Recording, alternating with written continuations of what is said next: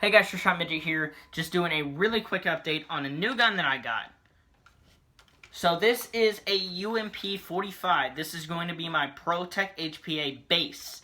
Now I didn't think I was going to go into this HPA build as quickly as I did. I found an incredible deal on this, and my parents let me get this early for my birthday because if I work in California, I will be gone over my birthday. So I'd like to get this build done before I leave because that would just make me feel much better that this is completely functioning and built. So, and I won't start on another gun until I get back, and I'm going to try to not start on another gun because I'll have this done and my PTW done, and I really don't need another gun. I'll probably just fix my P226. But then, with money that from work, I'll probably end up building another gun. But with the money that I'm getting from work, I'm going to be pouring into this. Most of it, not most of it, but most of the money that I'm going to be spending on airsoft will go towards this. I'm going to try not to spend much more on airsoft. Probably just fix my P226. Maybe a few more mags for this gun. Maybe a part or two for my PTW. Probably nothing for my PTW. Probably nothing else I'll buy. I'll just keep that money and save it. So this is a UMP base. This is an SRC MP5. It says Tokyo Soldier on the side. So TSD Tokyo Soldier. And then D, I'm not sure what the D stands for. The D. So I don't know, but I got this for 110 shipped.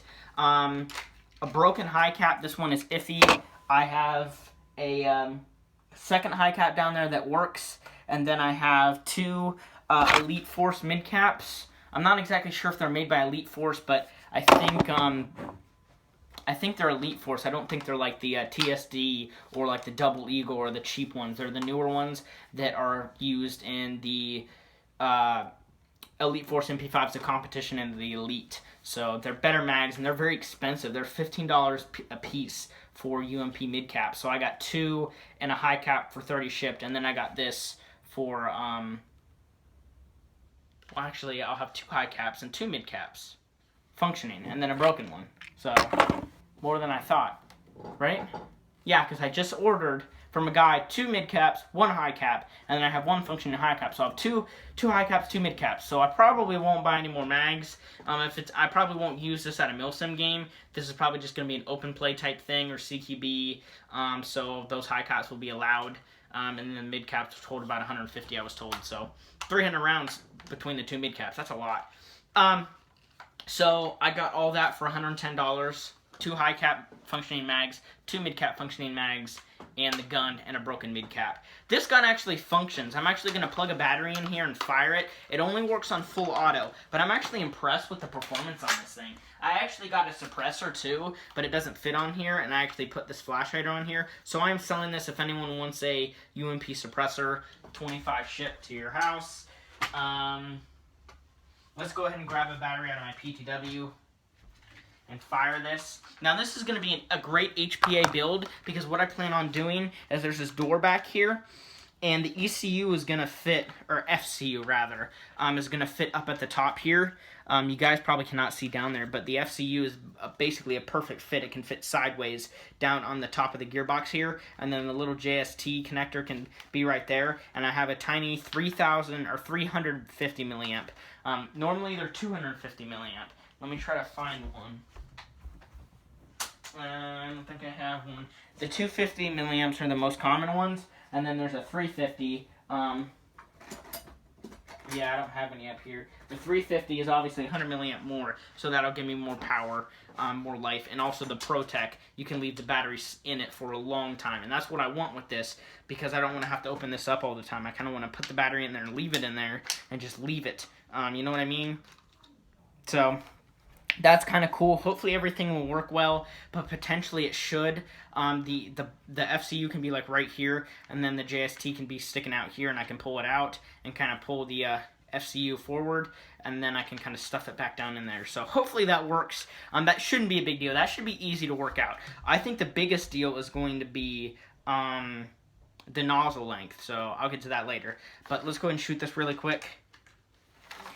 feet per second, it actually gets 290 with 0.25, so that's actually pretty good for a stock gearbox and AEG.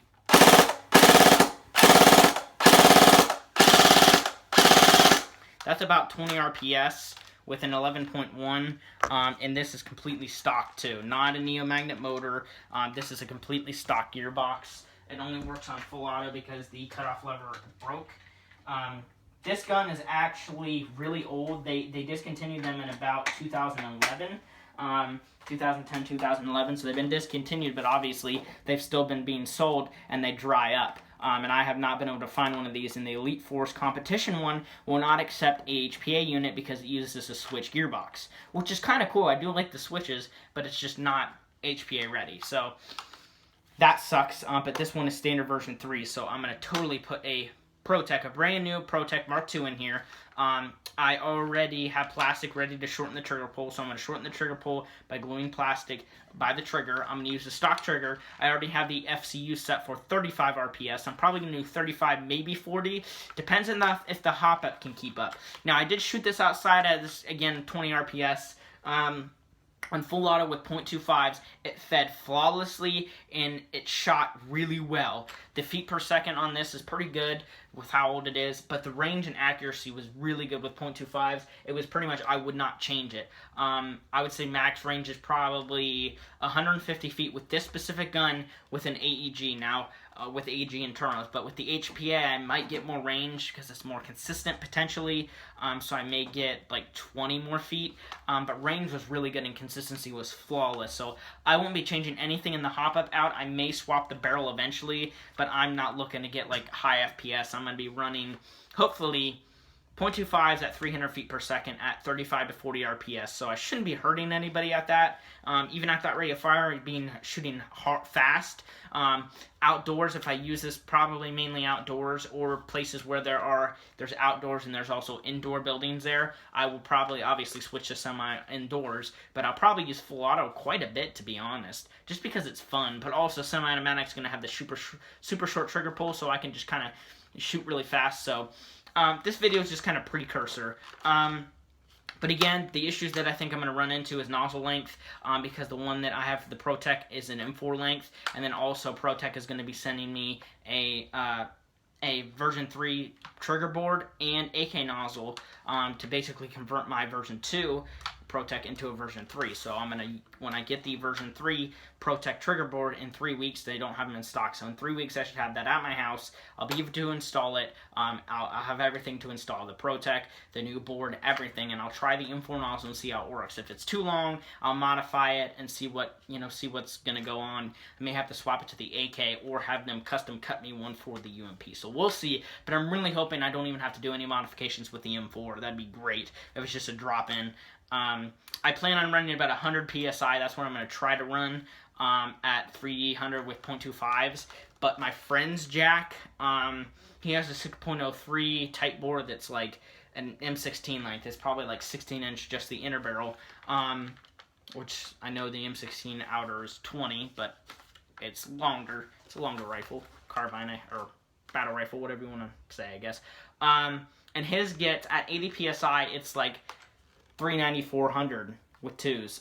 So I'm hoping it's not shooting that hot. So I want to run about 90 to 100 PSI on my regulator. I'm using a Ninja regulator with a amped line and a Gorilla tank that's 3,000 PSI non-SLP. So I'm going to have to buy a second tank because it's only 3,000. So I need 2 tanks to take filled with this gun. I have a air pass on my current tank. I'm going to get a second air pass for the next tank that I get, and then also at Fallen Warriors Airsoft, they fill tanks for free when you play there, and that's probably where I'm going to be playing this most. It's an outdoor field, but there are 6 buildings or so, 7, 6 or 7 buildings, so, some close quarters stuff there. Not a whole lot, though.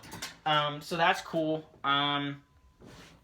I may get a third tank. I'm thinking about getting a third tank, especially if I work. I should be able to afford to get a third tank so that I'm not like, oh, I got to go get air. So I have 3 tanks. So basically, that should last me 2 full days of play. But if I use full auto, the air is gonna just go. Full auto on HPA units use a lot of air, but the jacks, and the Protects are really efficient on air. So so again, 100 psi, hopefully getting 300 with 2.5s, and probably about 40 RPS, maybe 35. I'm doing this because I want a reliable gun. HPAs are expensive, but I want something really reliable that basically, if one of my other guns go down, I can just pick this up and just run with it, because HPAs are incredibly reliable. The only thing that could go bad on this would be probably the hop-up set, like the bucking rips or something like that. Really anything inside the engine, nothing should happen to it. After I shorten the trigger pull, I won't have to open it up anymore. I mean, eventually, maybe the wire harness, one of the wires pops off, but that's after bending them a lot. So I should be totally fine, and it's a brand new ProTech. So sorry for the long video. I know a lot of talking, but that's just my plans with this gun. Again, it should be done in about a month. So 3 weeks by now, I should be getting the ProTech parts, or at least they shipping to me. So it'll probably be 4 weeks from now. I'm graduating in 2 weeks. So I'm really busy right now. So, but hopefully by the time I get it in, I won't be busy. I'll be able to pop it in and fix it and then I'm going on vacation, and then I am getting home, staying home for like a week, and then going to California. So got to get this done before then, and I'd like to field it at least once, but even shooting in my backyard and tuning it, fine-tuning it so it shoots well, that's good enough for me, you know? Because if it's shooting well out here, I can go in the woods and in the field out here, and it's like probably like 600 feet across, so I can shoot and sight it in and whatever. I'll probably sight in for 150, 200 feet. So thank you so much for watching. Again, TSD UMP is going to be turned into an HPA build. I can't wait till I get it done. My PTW is almost done. I will make a video on it next week. I am borrowing James's motor and cylinder casing right now, because my motor, my CTW motor, actually is like fried. It's not pulling anything.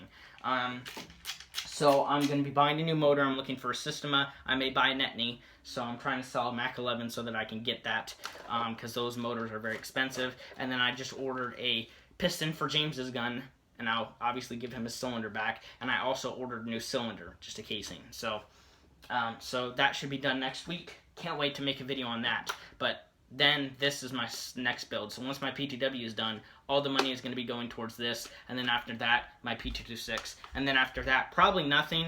Eventually, I'm thinking about building an AUG.